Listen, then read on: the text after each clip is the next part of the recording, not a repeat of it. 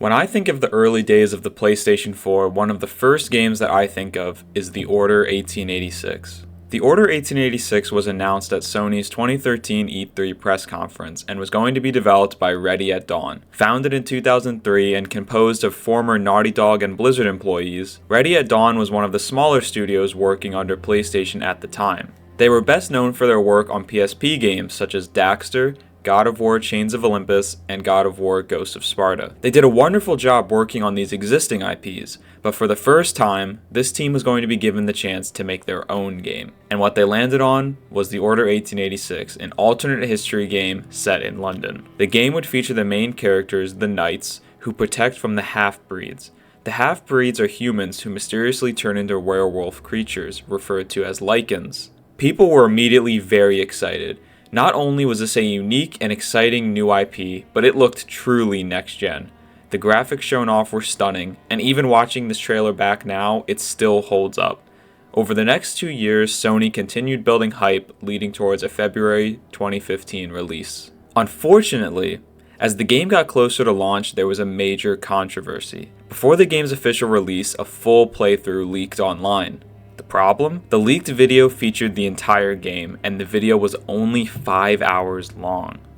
This sent the internet into a frenzy. Was Sony really about to release a $60 game that was only 5 hours long? The developers immediately tried to save face with a variety of different defenses. One developer tried to claim that the video was misleading, accusing the player of being on easy difficulty and purposely trying to finish the game as fast as they possibly could. Other developers had more honest responses, simply stating that The Order 1886 went for quality over quantity. Game pricing has always been a heated topic that I've personally never been too concerned with, so let me explain. I totally understand why people get so up in arms about game pricing and game length. Games are expensive. If you're gonna drop $60 or actually $70 nowadays, you want that experience to last you for a long amount of time. But just for me personally, the length of a game has never bothered me that much. I would rather play an incredible 8-hour game instead of a mediocre 30-hour game. I understand that isn't really popular, but hey, that's my opinion. Maybe it's for that reason that I actually really liked The Order 1886 when it came out. The first thing I noticed was, of course, the visuals. I was absolutely blown away. This was early in the PS4 life cycle, and it was the moment for me when it felt like next gen was finally here. This was an era where a lot of games kind of catfished us with their graphics before launch. I'm looking at you, Watch Dogs. But this game actually delivered on what they promised, looking just as good as the trailers. The gameplay was nothing revolutionary, but it got the job done. What really left an impact on me was the setting. The alt history timeline they introduced is just super cool to me, especially since it did include characters based on real historical figures such as Nikola Tesla and Jack the Ripper. There's also an awesome combination of antique weaponry with futuristic features, something I haven't really seen in any other game. I mean, I'm sure there's some other game out there that did something like this, but hey, I can't think of one, and if I don't know about it, then it doesn't exist. Anyways, as you can tell, I remember loving this game. Although I saw the faults, I really didn't understand the hate it got. So with all of that said, I wanted to know if it would hold up if I revisited the game. I also noticed I had about 70% of the trophies and wanted to clean those up. So my mission was set. Replay The Order 1886 to get the platinum, and also solidify my opinion that this game was extremely overhated. Immediately upon jumping back in, I was once again impressed by the visuals. The game still holds up 8 years later. There is a film grain effect layered on, which probably does help hide some imperfections, but hey, it works. But there were also some negatives that I noticed though. Man, the pacing is slow early on. There's a lot of following different characters around as they slowly walk from point A to point B with some combat mixed in. But I'm not gonna lie, at this point I was kinda worried. This really wasn't how I remembered the game, and I was so bored at this point that I was almost losing motivation to actually do this video. Around 40 minutes into the game, we get our first encounter with a lycan. This is set up to be a huge moment, but once again, I was left a bit disappointed. The fights are just like really simple. The lycan sprints at you, you press X to roll away, and then you unload your weapon into the lycan for a couple seconds. At this point, the creature will fall, and you walk over to it and perform a finisher. It's one of those things where the fight initially feels very daunting and scary, but once you notice the pattern, it loses all of that. The lycans are just far too predictable, and I think at the very least, giving them more health could have made them feel more formidable. The story continues on with the pattern of following people around and then getting into firefights. The weapons continue to be the highlight of the game for me, as you get the chance to use some really cool stuff, such as an electric blast weapon and a thermite rifle where you can shoot incendiaries that can then be lit on fire by shooting again. Finally though, the game did really start to pick up. Eventually, Galahad finds himself with fellow knight Igraine in the depths of the London hospital.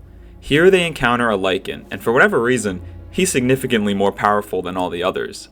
What ensues from this is a sequence that I wish took place every time there was a Lycan. It's incredibly cinematic, and you can really feel the power of this creature in this scene. Although it is a lot of just QuickTime events, it works. And then Chapter 5 is where that sense of awe I remembered really came back. The sequence on the hot air balloon is truly stunning.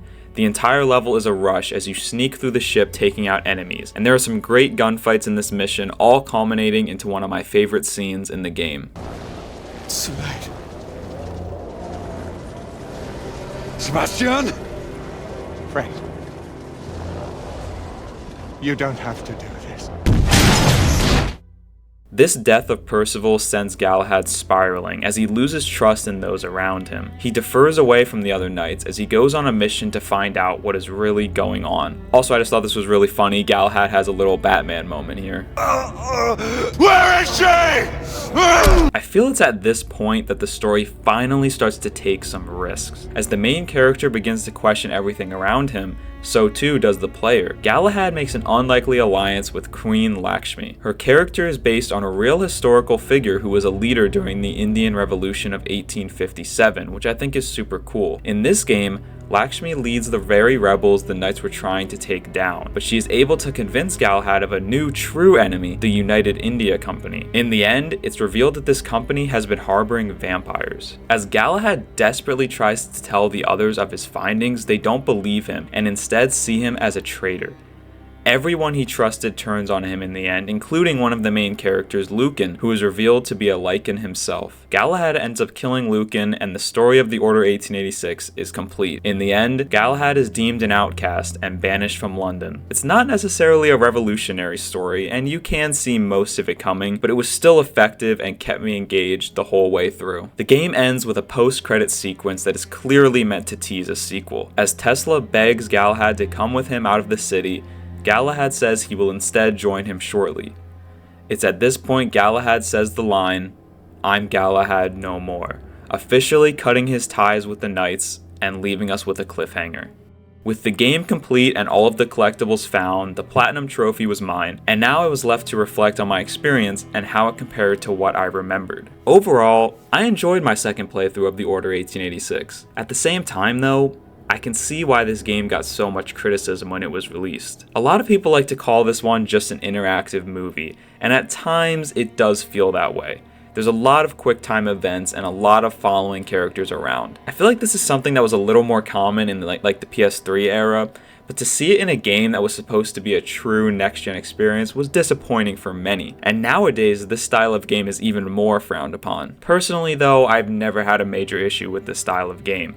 I just think it's a mindset thing. You have to go into it expecting this, and then you'll probably still enjoy it. What I will say is that the game truly does shine when they drop these limitations and let you take full control. The gunfights really do hold up with how I remembered them. They're gritty and intense, the weaponry available is super cool and makes you feel like a badass as you mow down enemies. Despite this, as I alluded to before, the combat with the Lycans was very lacking. This is something that could have potentially really set this game apart, but instead it's just disappointing. The creatures themselves are extremely scary and well designed, so it's unfortunate that they couldn't find a better way to make this work. Meanwhile, the story is serviceable. I like the characters a lot, and I think the way they incorporated real historical figures was done extremely well. Obviously, the big disappointment with the story is that we're left on a cliffhanger because there was never a sequel. While I certainly don't think The Order 1886 is a perfect game, I would still highly recommend it to anyone who was on the fence.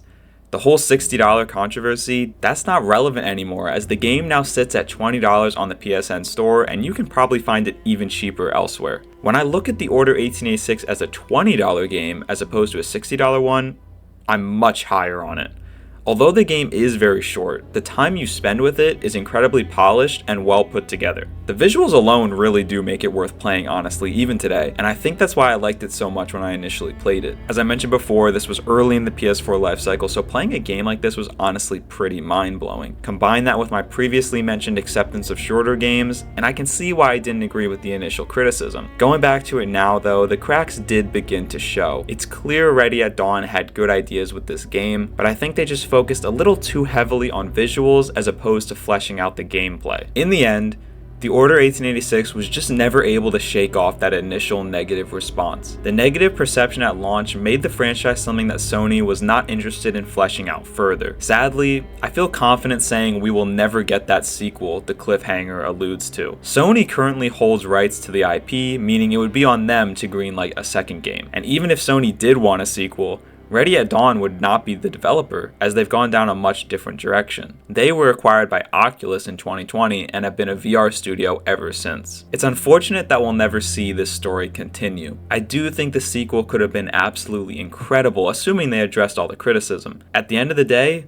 first impressions are everything, and The Order 1886 was just never able to break free of that.